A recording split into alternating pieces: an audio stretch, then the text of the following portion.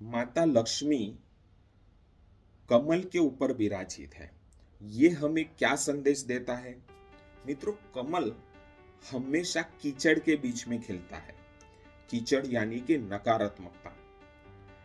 तो हमें यह संदेश मिलता है कि हमें धन उस तरह से अर्जित करना चाहिए जिस तरह से कमल कीचड़ के बीच में रहता है। हमारे आसपास कई सारी नकारात्मकताएं हो सकती हैं। धन कमाने का नकारात्मक तरीकों से अनेकों अवसर मिलते हैं। बहुत ही सरल माध्यम से हम लोग नकारात्मकता के माध्यम से धन कमा सकते हैं, जिसके अंदर भ्रष्टाचार, लूटपाट, मिलावट है,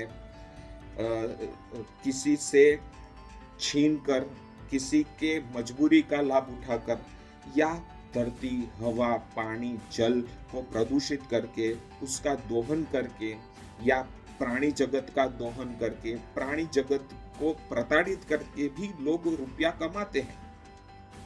तो ये सब नकारात्मक धन की श्रेणी में आते हैं।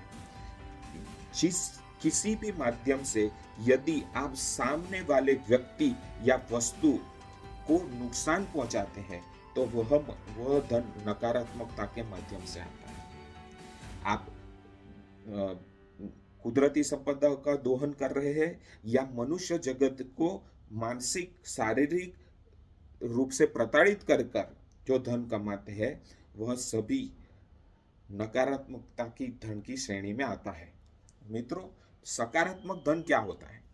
सकारात्मक धन वह होता है जो किसी भी व्यक्ति या कुदरती संपदा के को वैल्यू ऐड कर रहा है। जैसे आपने किसी से रुपया कमाया है, तो आपके रुपया कमाने के कारण उसके जीवन में जब उसने आपको कुछ धन दिया, तो क्या उसके जीवन में उससे सकारात्मकता आई?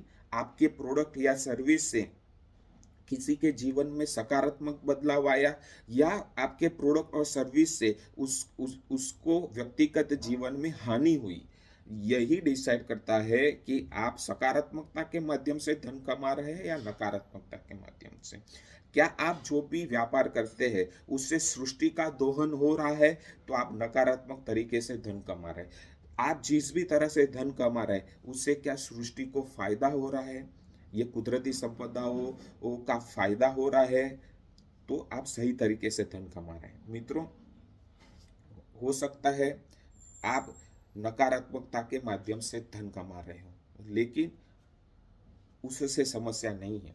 लेकिन अब आपको ये तय करना होगा कि आप धीरे धीरे जो भी आपका व्यापार में यदि जो भी नकारात्मकता है जो किसी मनुष्य या कुदरती संपदाओं को नुकसान पहुंचा रही है, तो धीरे धीरे आप कुछ ऐसा तरीका ढूंढ निकालिए जिससे ये नकारात्मकता आपके व्यापार से कम हो जाए या शून्य हो जाए। या यदि ऐसा ऑप्शन ही नहीं है, तो आप ऐसा कोई व्यापार ढूंढिए जिसमें सकारात्मकता के माध्यम से धन कमाने का अवसर मिले। जैसे आपका पूर्ण रूप से रसायन का व्यापार है, तो आप सोचोगे कि यदि हम लोग रसायन का व्यापार छोड़ देंगे तो कोई और करेगा। तो हाँ मित्र, हो सकता है कोई और करेगा, लेकिन आप क्यों कीचड़ के माध्यम से रुपया कमाना चाहते हो? आप क्या सकारात्मक माध्यम से धन कमाने का कोई अवसर नहीं है समाज में? और जब हम लोग नकारात्मकता के माध्यम से धन कमाते हैं, तो वह लक्ष्मी नहीं कहलाती है, वह दुख का कारण बनती है।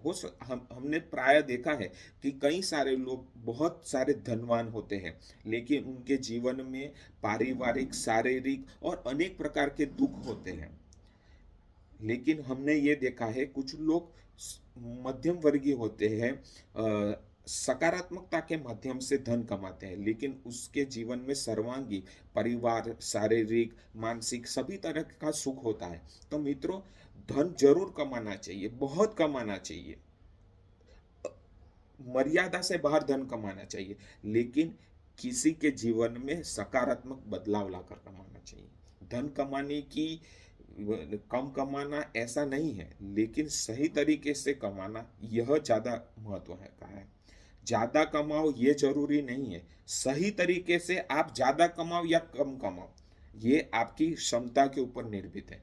लेकिन गलत तरीके से धन कमाना, यह लक्ष्मी माता के जो सिंबलाइज जो चित्र है उससे हम लोग समझ सकते हैं कि लक्ष्मी माता हमें क्या संदेश देना चाहती है। तो मैं आशा रखता हूँ आप सब इस बात को गांठ बांधेंगे और सकारात्मकता के माध्यम से धन अर्जित करने के रास्ते अपने जीवन में खोजेंगे। जय श्री कृष्ण।